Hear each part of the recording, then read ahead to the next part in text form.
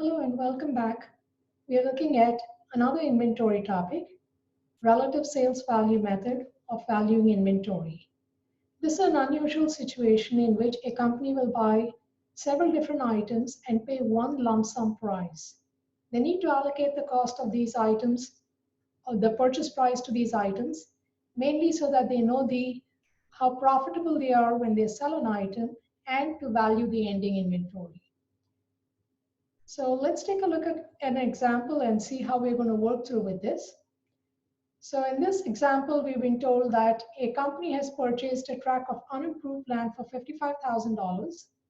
This land was improved and subdivided into building lots at an additional cost of $34,460. So the company has paid a total of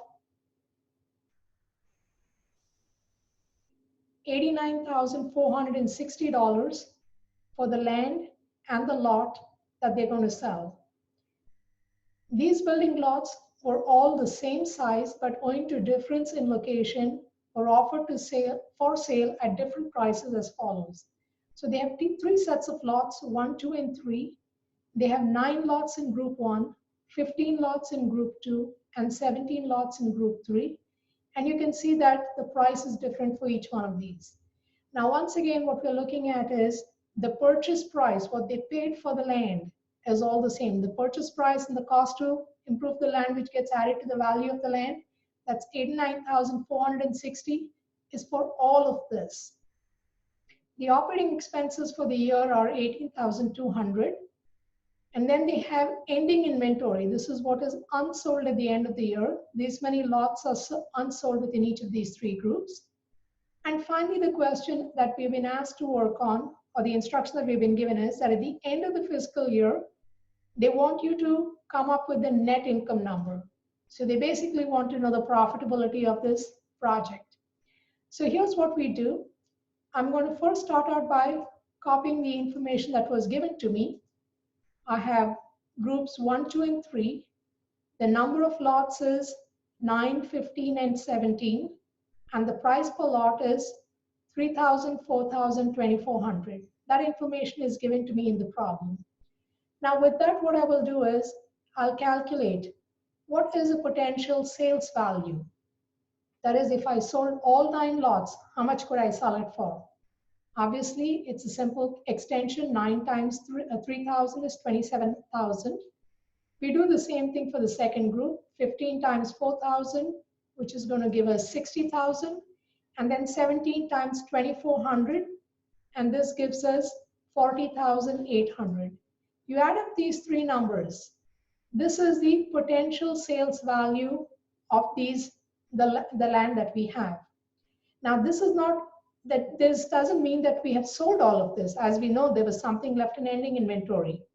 Our job over here is to allocate the cost, the purchase price, to the land, to these three groups of lots. So the relative sales value means the total sales value is 127,800. So what is it for group 1? 27,000 divided by 127,800. That would be the relative sales value. For the second one, it's going to be 60,000 divided by that same total. And for the third, it's going to be the same concept here, 40,800 divided by 12,800. That's a relative sales value. Now, what's the cost that I need to allocate? The cost that I need to allocate is $89,460. That's the number that we came up with over here. We calculated that. Now, the allocation is going to be based on the relative sales value. So 27,000 divided by 127,800 multiplied by the cost. This is how much I'm going to allocate to group 1.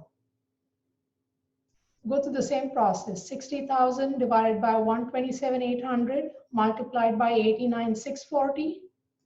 And that gives me 42,000.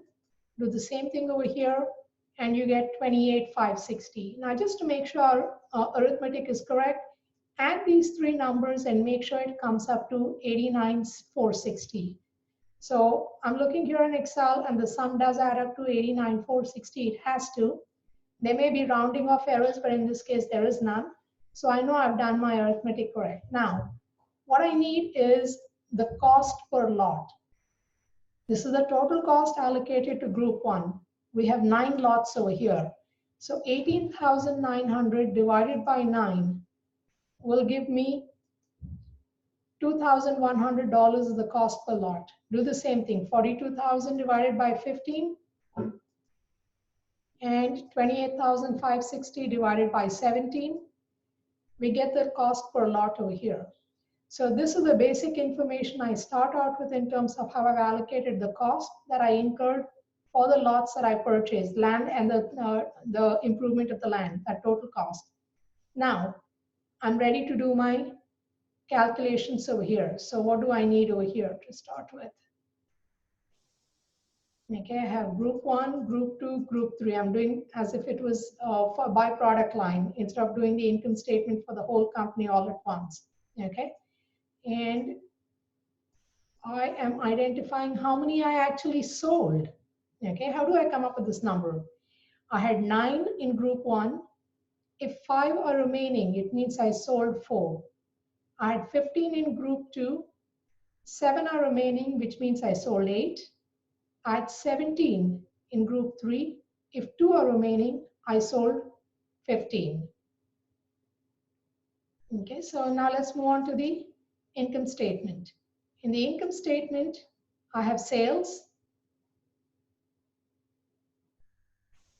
I have sales, and the sales would be 4 lots that I sold multiplied by 27,000. Then I have 8 lots that I sold and at 60,000.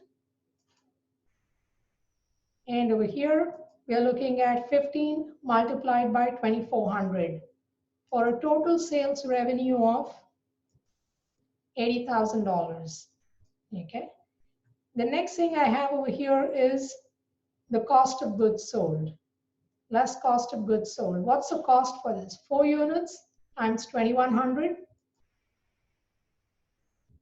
That's 8,400. And I'm putting the numbers in parentheses because it says less cost of goods sold. Do the same thing, 2,800 times 8 and 1,680 times 15. And those add up to 56,000. Sales less cost of goods sold gives me my gross profit. My gross profit is now 24,000. I was told in the problem that I have operating expenses. Operating expenses are for everything, and that is 18,200. That finally leaves me with a net income, which is the number they want, of $5,800. Okay, so the way I could arrive at this is based on how I allocated the cost. This cost of goods sold, that's important. It's the allocation of cost, and that's then going to determine what's left over in terms of ending inventory. Okay, so of this total cost, 56,000 is allocated. So 89,460 minus 56,000 is your ending inventory. So this is again an example of a unique situation where I know the purchase price, but I don't know how much I paid for each of these individual lots because those lots were created subsequently, but I need that to determine the profitability of individual items as well as the final net income number. So with that, we end this video and we will move on to the next topic in the next video, which is going to be your gross profit method of estimating ending inventory.